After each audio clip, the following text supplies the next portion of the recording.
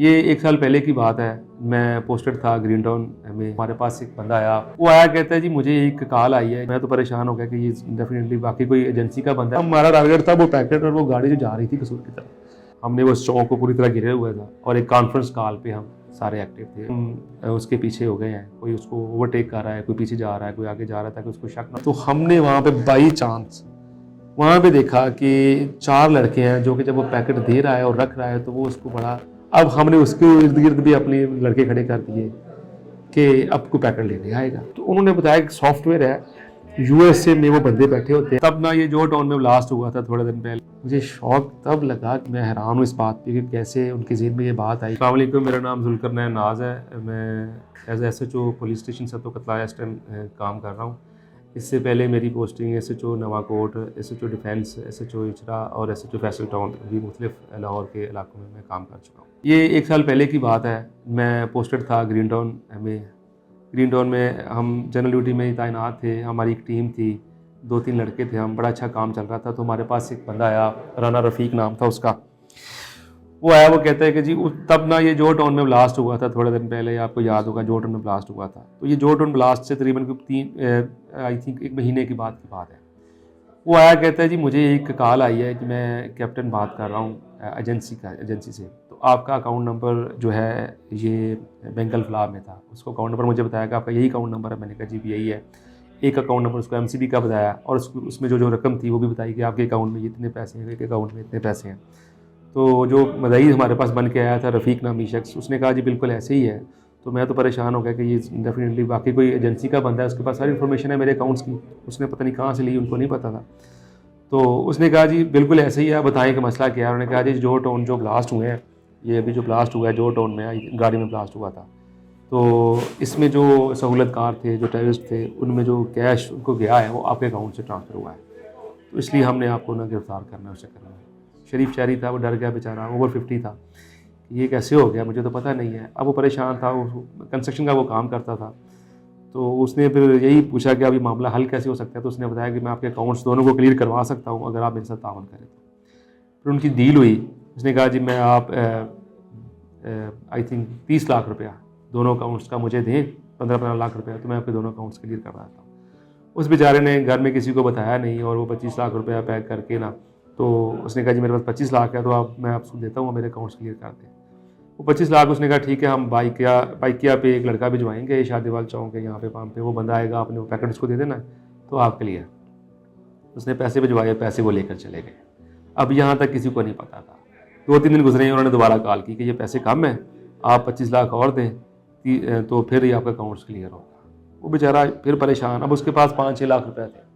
उसने अपने दोनों बेटों से रब्ता किया कि मुझे कुछ पैसे चाहिए। बेटों ने कहा कि आपके पास तो पैसे थे। उसने बताया, फिर सारी स्टोरी बता दी कि ऐसे ऐसे हुआ है। उन्होंने कहा ऐसे तो होता नहीं है, हमें पुलिस से रब्ता करना चाहिए। वो फिर हमारे पास आए। मैं अगर कहा ये हमारा मामला है, तो हमारे पास पूरे राब्ते में है वो बंदे।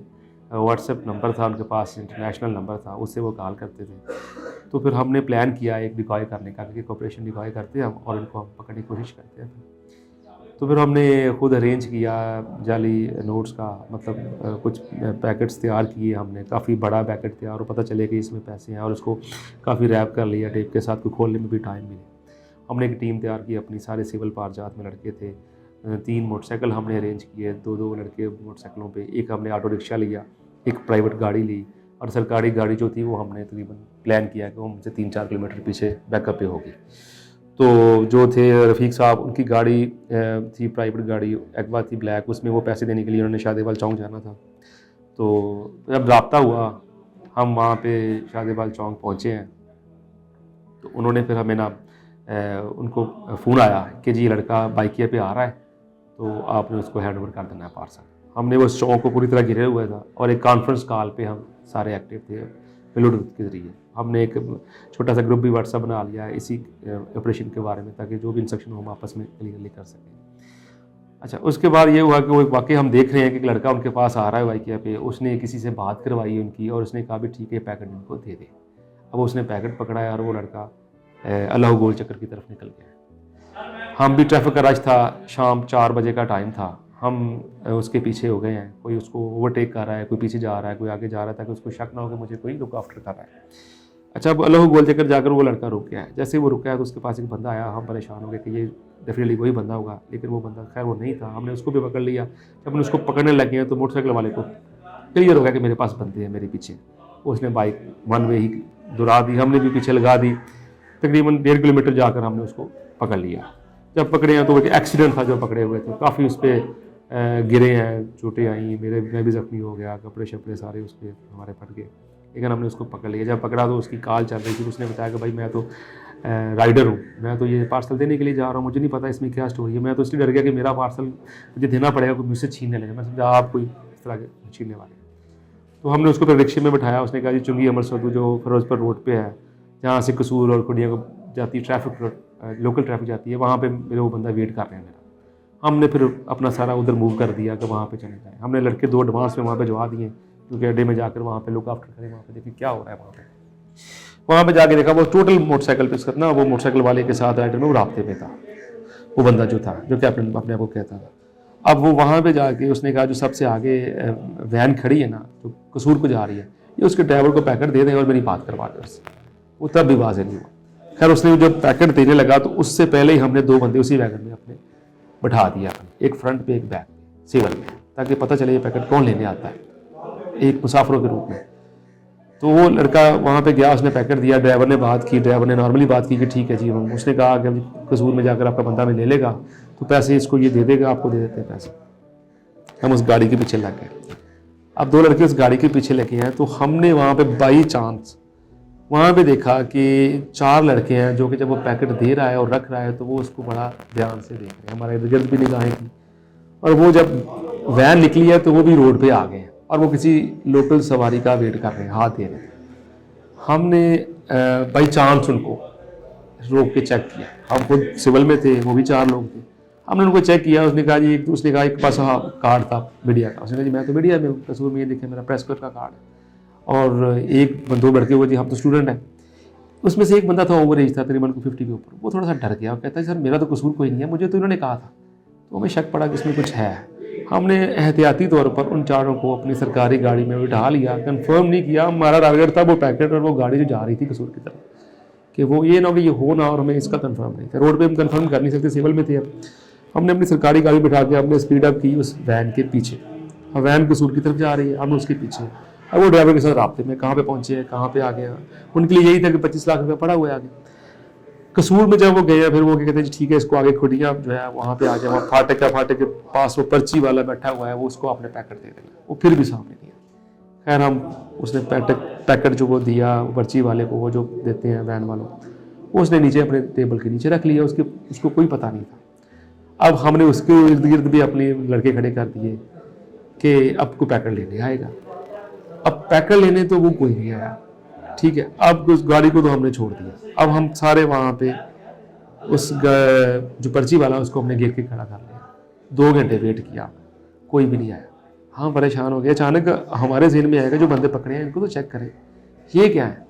वो रोड पे हम गाड़ी खड़ी की, उनका मैंने एक का मोबाइल देखा। जब मैंने मोबाइल देख रहा हूँ एक का, तो पूछ रहा हूँ बात की सिर्फ नहीं आ रही। तो उसकी एक बंदे के मोबाइल में मुझे शौक तब लगा कि जब एक बंदे के मोबाइल में जो एप्लीकेंट है रफ़ीक, उसके अकाउंट की तफसील थी।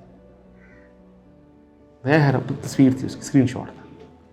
अब मैं कहाँ, स्टोरी तो ख़त्म होगी वहाँ पे भी, ये बंदे यही है। मैंने कहा ये कौन है।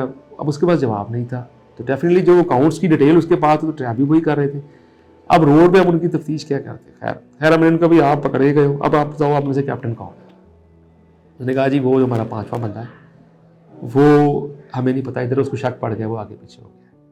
ठीक है, थे हम ही पैसे लेने गए थे, हमने ही पहले लिए।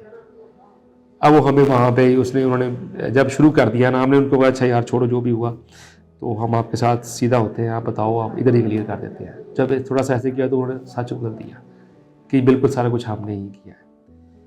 ये एक प्री प्लान था, बहुत बड़ी गैंग थी। मैं हैरान हूँ इस बात पे कि कैसे उनके ज़हन में ये बात आई कि एक जो टन ब्लास्ट हुआ है और उसकी एक फ़िज़ा पहले यहाँ पे फैली हुई है, हर बंदा ही परेशान है, और फिर इस ब्लास्ट को, इसी वकूए को बना के जवाज़ उसी गली में एक बंदे की बैंक्स की डिटेल लेनी है और उसी को कॉल करनी है, उसकी पूरी इन्फॉर्मेशन लेनी कि ये कंस्ट्रक्शन काम करता है और डेफिनेटली उसके पास कुछ पैसे इलीगल भी होंगे।